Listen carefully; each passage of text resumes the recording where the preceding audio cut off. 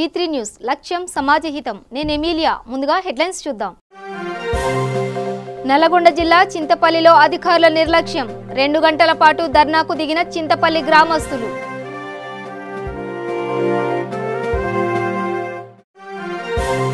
కామారెడ్డి జిల్లా గురు రాఘవేంద్ర కాలనీ వాసులు ఆందోళన. నీటి సమస్య లేకుండా చేస్తామని అధికారులు హామీ ఇవ్వడంతో సర్దుమణిగిన వ్యవహారం. దేశవ్యాప్తంగా గుట్టలుగా బయటపడ్డ నోట్ల కట్టలు. కారులో పట్టుబడ్డ 2.4 కోట్లు.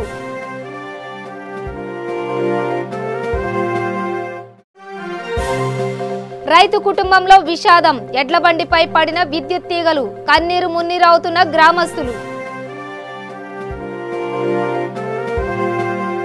ఇక వివరాల్లోకి వెళితే నల్గొండ జిల్లా చింతపల్లి మండలం కుర్మేడ్ గ్రామానికి చెందిన గోరెటి యాదగిరి చింతపల్లి కరెంట్ ఆఫీసులో గత 15 సంవత్సరాలుగా లైన్మెన్ కు సహాయకుడిగా ప్రైవేట్ వ్యక్తిగా విధులు నిర్వహిస్తున్నాడు.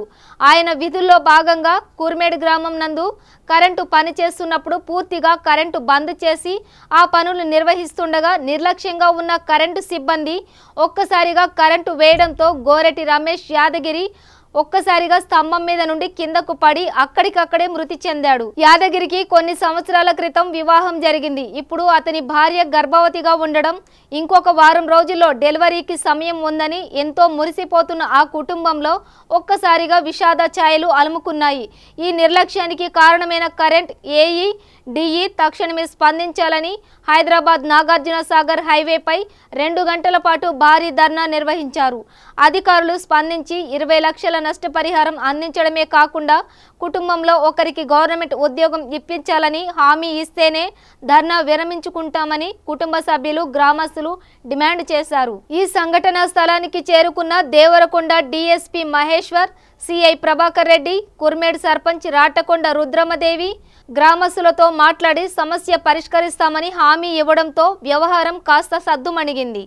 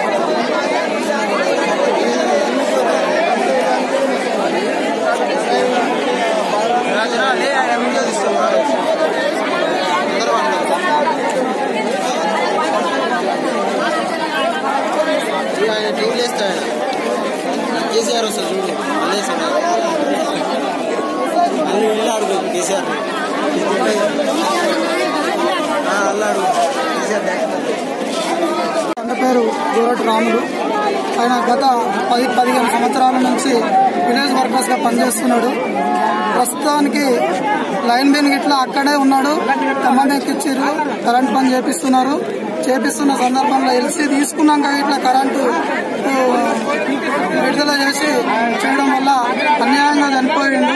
ఆ అబ్బాయికి, ఆ కుటుంబానికి న్యాయం జరిగేంత వరకు మేము ఇదే విధంగా ధర్నా కొనసాగుతుంది. మాకు గవర్నమెంట్ ఒక ఎంఆర్ఓ గానీ, ఒక ఎండిఓ గానీ, ఏఈ గానీ, లైన్మెన్ గానీ, డిఈ గానీ ఎవరికి ఇట్లా సహకరిస్తలేరు. తప్పుకొని వాళ్ళ తప్పు ఉన్నది కాబట్టి తప్పుకొని దొంగచాటున ఉండి పోలీసు వాళ్ళని పెట్టించి లాఠీ చార్జ్ చేయమని చెప్పి మాట్లాడుతున్నారు. అది పక్క జరగాల తీయాలని అంటున్నారు. ఇలా రోడ్డు మించెలు తీస్తే ఆ కుటుంబానికి బాధ్యత ఎవరు అని అంటే నేను బాధ్యత అని ఎస్ఐ అంటున్నాడు. అట్లా కాదు, ఒక గెజిటెడ్ ఆఫీసర్ అయినటువంటి ఎంఆర్ఓ గారు రావాలి, స్థానికంగా పంచనామా చేసి అన్యాయం జరిగింది ఏంది, ఆ కుటుంబంలో ఒకరికి ఉద్యోగం ఇవ్వాలి, 5 ఎకరాల భూమి ఇవ్వాలి, 20-30 లక్షల రూపాయలు సహాయం చేయాలి. అంతవరకు దాకా మేము దీనిని తీయమని చెప్పి మేము మీడియాకు తెలియజేస్తున్నాం సార్. కామారెడ్డి జిల్లాలో 2 రోజుల నుండి త్రాగునీరు రావడం లేదని గురు రాఘవేంద్ర కాలనీ వాసులు మేనేజ్మెంట్ రామ్రెడ్డితో దాదాపు 2 గంటల పాటు వాగ్వాదానికి దిగారు. కాలనీ వాసులు ఈ వ్యవహారంపై మీడియాతో మాట్లాడుతూ గత 2 రోజులుగా మా కాలనీలో త్రాగడానికి నీళ్లు లేక చాలా ఇబ్బందులు పడుతున్నామని పలుమార్లు బిల్డర్ గోపీచంద్ మేనేజ్మెంట్ రామ్రెడ్డికి చెప్పినా పట్టించుకోవడం లేదని ఆవేదన వ్యక్తం చేశారు. అనంతరం మేనేజ్మెంట్ రామ్రెడ్డి మాట్లాడుతూ రేపటి వరకు తాగునీటి సమస్య లేకుండా చేస్తానని హామీ ఇవ్వడంతో వ్యవహారం సర్దుమణిగింది. దీనికి ఏంది మరి ఇప్పటికి ఒక గుద్ద ఆడుకుందాం నీళ్ళు లేవు తెలంగాణ గడుస్తున్నాం. మా రోడ్లు ఖరాబ్ అయితే అంటాడు ఓడు ఈ రాముడి సార్ గారు. ఎక్కడి ఆ పాత పెంచాలి కొత్త పెంచాలి. దీనికి ఎన్ని పేర్లు ఉన్నాయి, ఈ కాలనీకి ఎన్ని పేర్లు ఉన్నాయి, ఎన్ని పేర్లు ఒకటే కదా గుర్రావంద్ర కాలనీ. ఏ పేరు గోపి సార్ నేను ఫోన్ చేసిన సార్ నువ్వు కాలనీకి ఎన్ని పేర్లు పెట్టినావు, ఇది ఒక అన్న అదొక అన్న పెంచాలంత నీదే అవునా. అది ఇంకోటి ప్రతి వాస్తు ప్రకారం కంపౌండ్ వాళ్ళు ఉన్నది. ఇగో అన్ని తీసి పెట్టినట్టు ఉన్నాయి అక్కడ ఫోటోస్. మరి కంపౌండ్ వాళ్ళు ఏది అది ఉర్రంగా ఏసులు ఏది మన తుంపురు వేసినట్టు ఒక లారీ వేస్తే మొత్తం దీపై పీకుతున్నాయి. అచ్చడి వాళ్ళ పనులే, మరి మై కావు వాళ్ళ పనులే. ఏది మన ఉసుక లారీలు సిమెంట్ లారీ. ఫస్ట్ స్టార్ట్ అయినప్పుడు మేము ఇల్లు తీసుకోవడం జరిగింది. వాటర్ ఫుల్ ఉన్నాయి. అప్పుడు కరువు అనేది రాలేదు. మేము బిల్డింగ్ ఈ వెంచర్ ఏదైతే వాళ్ళు కంప్లీట్ అయ్యే వరకు మేము వాటర్ ఇస్తామని చెప్పి వాస్తవం 5 సంవత్సరాలు ఇచ్చిండు, పర్ఫెక్ట్గా ఇచ్చిండు. గత 10 డేస్ నుంచి మాత్రం వాటర్కి ఇబ్బంది అవుతుంది. ఎందుకు ఇబ్బంది అవుతుందంటే మెయింటెనెన్స్ లోపం వల్ల ఇబ్బంది అవుతుంది. దాన్ని మేము రేజ్ చేసినాం. మొన్న అడగడం జరిగింది. అడిగినప్పుడు మేము ప్రొవైడ్ చేస్తాం వాటర్, మీకు సంబంధించిన హ్యాండ్ ఓవర్ చేస్తున్నాం మేము. ఆ తర్వాత మీరు ఏమైనా చేసుకున్నానంటే మేము కూర్చుని అడిగినాం. దానికి అతను సమాధానం చెప్పింది మేము బోల్ రేజ్ ఇస్తాము, మీకు వాటర్ ప్రొవైడ్ చేస్తాము. కానీ ఆ తర్వాత 1 వీక్ నుంచి గ్రౌండ్ లెవెల్ పడిపోయిందంతా వాటర్ రావడం లేదు. తక్కువ అవుతున్నప్పుడు మేము కూడా ఒక మన వాటర్ మ్యాన్ పెట్టుకున్నాం, నడిపించుకుంటున్నాం. దానికి తోడు ఇప్పుడు వాళ్ళు ఏది చేసినా ఎవరేది చెప్పినా అపార్ట్మెంట్లకు నీళ్ళు ఎక్కడం అసంభవం. అది డైరెక్ట్ లిఫ్ట్ ద్వారానే ఎక్కుతుంది, బోర్ల ద్వారా ఎక్కది. దయచేసి అతను కూడా మేము అడిగేది ఏంటంటే ఒక సంపు కానీ ఓవర్ ట్యాంక్ కానీ కట్టిస్తే మాకు శాశ్వత నీటి పరిష్కారం అవుతుంది. సానుకూలంగా మేము పిలిపిస్తాము, అడుగుతాము. ఒకవేళ అది చేయకపోతే మేము గ్రామ పంచాయతీకి పోయి గ్రామ పంచాయతీ ద్వారానన్నా లేదంటే బిల్డర్ ద్వారానన్నా ముక్కు పిండి ఖచ్చితంగా. సార్వత్రిక ఎన్నికల వేళ దేశవ్యాప్తంగా నోట్ల కట్టలు గుట్టలుగా బయటపడుతున్నాయి. తాజాగా తెలంగాణలోని హైదరాబాద్లో భారీగా నగదు బయటపడింది. నగరంలోని లంగర్ హౌస్ ప్రాంతంలో పోలీసులు తనిఖీలు చేపట్టారు. ఈ నేపథ్యంలో ఓ కారులో కొందరు వ్యక్తులు అనుమానాస్పదంగా వ్యవహరించడంతో సదరు వాహనంలో సోదాలు చేపట్టారు. దీంతో కారులో దాచిన 2.4 కోట్లను స్వాధీనం చేసుకున్నారు. వాహనంలో వెళుతున్న 6గురిని అరెస్టు చేయడంతో పాటు కారును సీజ్ చేశారు. ఈ నగదును ఎవరు పంపారు, ఎవరికి అందించేందుకు తీసుకెళ్తున్నారు అనే కోణంలో పోలీసులు విచారణ జరుపుతున్నారు.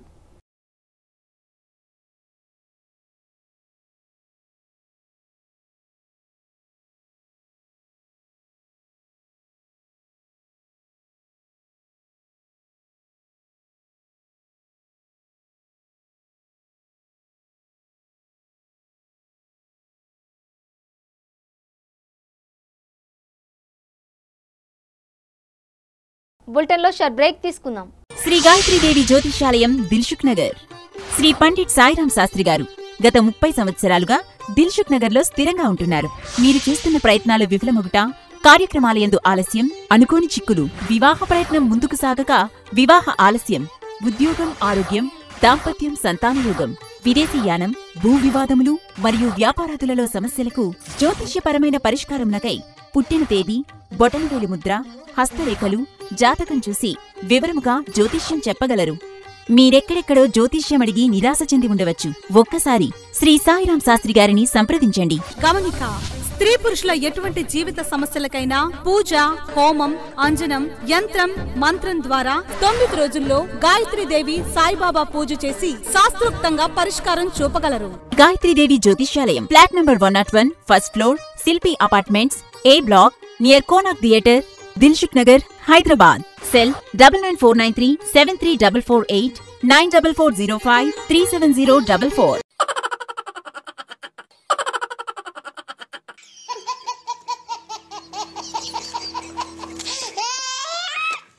గిలిగిలిగా ప్రతిరోజు ఉదయం 11 గంటలకు తిరిగి రాత్రి 9:30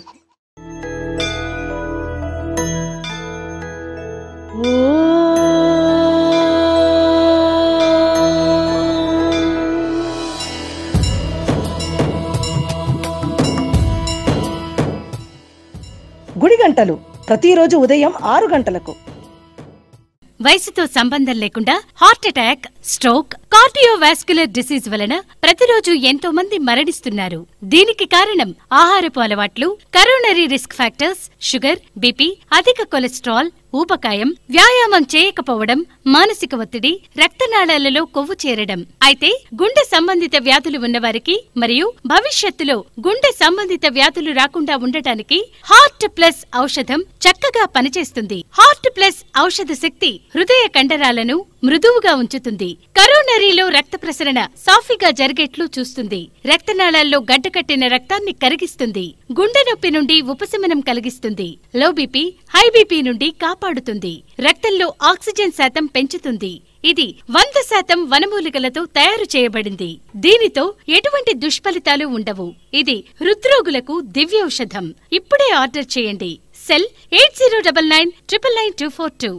వెల్కమ్ బ్యాక్. నారాయణపేట సమీపంలో రైతు కుటుంబ సభ్యులతో కలిసి పొలానికి వెళుతుండగా గాలికి హైటెక్స్ విద్యుత్ తీగలు తెగిపోయి వీరు ప్రయాణం చేస్తున్న బండిపై పడడంతో ఎడ్ల బండిలో ప్రయాణం చేస్తున్న వారు అందరూ మృతి చెందిన సంఘటన చోటు చేసుకుంది. వీరితో పాటు బండిని లాగుతున్న పశువులు కూడా మృత్యువాత పడ్డాయి. ఈ దృశ్యాన్ని చూసిన గ్రామస్తులు కన్నీరు మున్నీరుగా విలపిస్తున్నారు.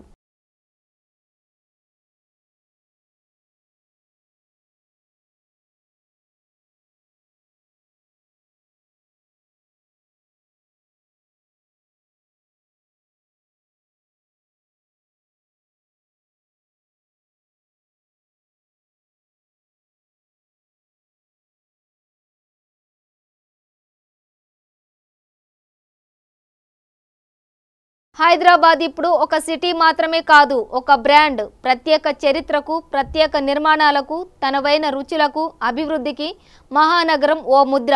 ఇప్పుడు ఈ ముద్రకు ఓ మచ్చలా మారింది ప్లాస్టిక్. ఇప్పుడు హైదరాబాద్ ముందున్న ప్రధాన సవాళ్లలో ప్లాస్టిక్ ఒకటి. ప్లాస్టిక్ పై V3 news special focus. Plastic మన నిత్య జీవితంలో భాగమైపోయింది. బకెట్లు, డబ్బాలు, సంచులు, ఇలా ఇంట్లో ఏ మూల చూసినా ఖచ్చితంగా ఏదో ఒక రూపంలో ప్లాస్టిక్ కనిపిస్తూనే ఉంటుంది. అయితే ప్లాస్టిక్ వస్తువుల కన్నా ప్లాస్టిక్ సంచుల వాడకమే ప్రమాదం.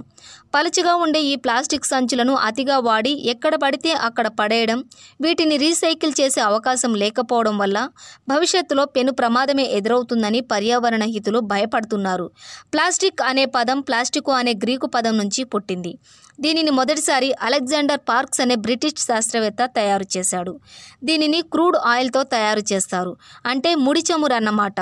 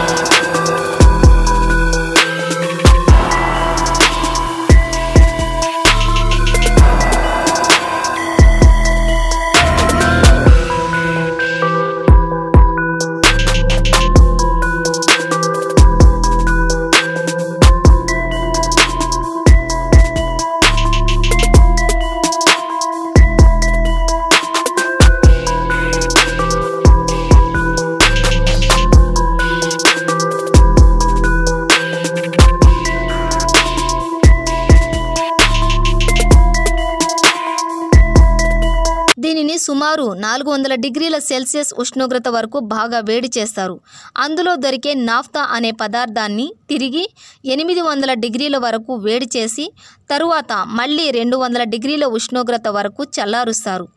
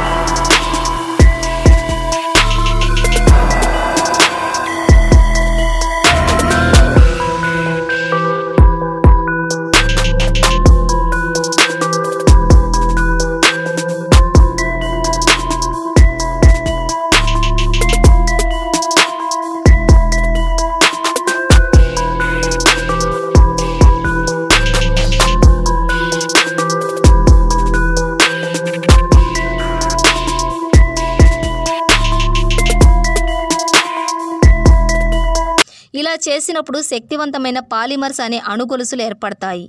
ఈ పాలిమర్లకు వివిధ రసాయనాలను కలపడం ద్వారా ప్లాస్టిక్ పదార్థాలు తయారవుతాయి. ప్రపంచవ్యాప్తంగా సుమారు 100 మిలియన్ టన్నుల ప్లాస్టిక్ ఉత్పత్తి అవుతుంది. ప్రాథమికంగా ప్లాస్టిక్ హానికరమైనది కాదు, కానీ ప్లాస్టిక్ సంచుల తయారీ విషయానికి వచ్చేసరికి మాత్రం ప్రమాదకరమైన రసాయన రంగులు, ప్లాస్టిసైజర్లు కలుపుతున్నారు.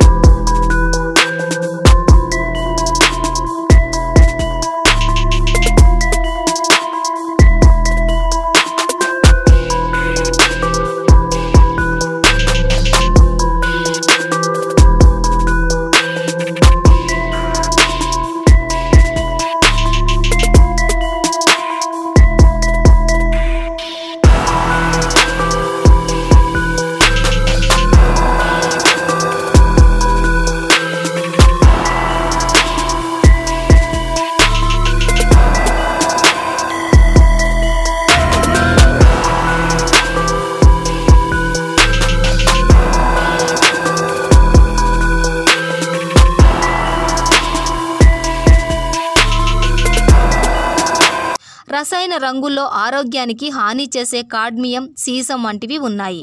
ఇవి భూమిలో కలిసిపోవు సరికదా, భూసారాన్ని కూడా నాశనం చేస్తాయి. వాటిని జంతువులు అనారోగ్యాల బారిన పడుతున్నాయి. ప్రతి ఏడాది 2 మిలియన్ పక్షులు, సముద్ర జీవులు కేవలం ప్లాస్టిక్ సంచుల వల్లే చనిపోతున్నాయి. అందుకే ప్లాస్టిక్ సంచుల వినియోగాన్ని పూర్తిగా నిషేధించడం మంచిది. వాటి స్థానంలో జనపనార సంచులు వాడకాన్ని పెంచాలి.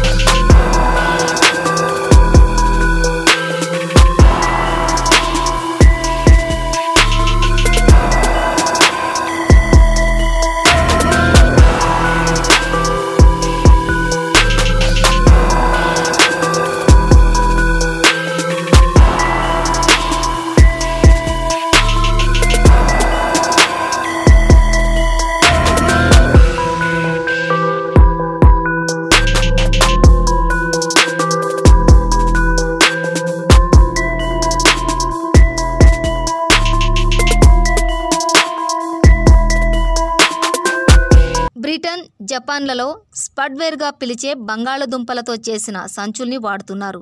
ఇది ప్లాస్టిక్ కంటే చాలా తక్కువ ధరకే వస్తుంది. బంగాళదుంప నుండి తయారు చేసే స్టార్చ్కు బయోపాలిమర్ ప్లాస్టిక్ లక్షణాలు ఉంటాయి. దీనికి భూమిలో కరిగిపోయే గుణం చాలా ఎక్కువ, కనుక హానికరం కాదు. కావాలనుకుంటే రీసైక్లింగ్ పద్ధతిలో కొత్త వస్తువులు తయారు చేసుకోవచ్చు. ఏదైనా ఓ సాహసం చేయడం ద్వారా ప్రజల మెప్పును పొంది అధికారంలోకి రావాలనుకుంటే అది అతిపెద్ద పొరపాటు అవుతుందని మాజీ రాష్ట్రపతి ప్రణబ్ ముఖర్జీ కీలక వ్యాఖ్యలు చేశారు. ఏదైనా సాహసం చేసిన తర్వాత ప్రజలు ఆ ప్రభుత్వంపై మరింతగా అంచనాలు పెంచుకుంటారని, అప్పుడు అంతకన్నా పెద్ద సాహసం చేస్తేనే ప్రజలు హర్షిస్తారని, ఆ తర్వాత కూడా ఇలాగే జరుగుతుందని ఆయన అన్నారు. ఏఐఎంఏ మేనేజింగ్ ఇండియా అవార్డ్స్ కార్యక్రమంలో పాల్గొన్న ప్రణబ్ ప్రసంగిస్తూ సాహస కృత్యాలు దేశాన్ని ముందుకు నడిపించలేవని, దేశ ప్రజలందరూ కోరుకునే సంక్షేమ పాలనను ఎవరు దగ్గర చేయగలిగేవారే దేశానికి కావాలని అన్నారు. పేదరికాన్ని పారదోలడానికి ఇంకా చాలా సంవత్సరాలే పట్టవచ్చని అంచనా వేశారు. ఇండియాలో కేవలం 1% మంది ప్రజలు 60% సంపదను అనుభవిస్తున్నారని, పేదరికాన్ని తరిమేసేందుకు కార్పొరేట్ సంస్థలు తమ వంతు సహాయం సహకారాలను అందించాలని అన్నారు. ఇండియాలో ధనిక పేద తరగతుల మధ్య ఆంతర్యం చాలా అధికమని, ఈ గుణాంకాలు దేశ వృద్ధికి విఘాతమని ప్రణబ్ ముఖర్జీ అంచనా వేశారు. బులెటిన్ ముగించే ముందు హెడ్లైన్స్ మరోసారి. నల్లగొండ జిల్లా చింతపల్లిలో అధికారుల నిర్లక్ష్యం, 2 గంటల పాటు ధర్నాకు దిగిన చింతపల్లి గ్రామస్తులు.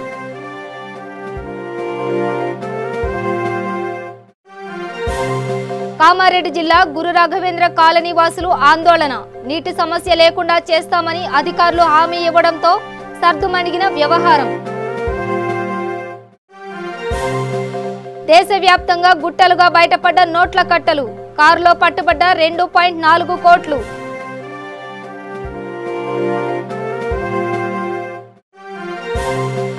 రైతు కుటుంబంలో విషాదం, ఎడ్ల బండిపై పడిన విద్యుత్ తీగలు, కన్నీరు మున్నీరవుతున్న గ్రామస్తులు. ఇవి బులెటిన్ విశేషాలు. చూస్తూనే ఉండండి V3 న్యూస్, లక్ష్యం సమాజ హితం.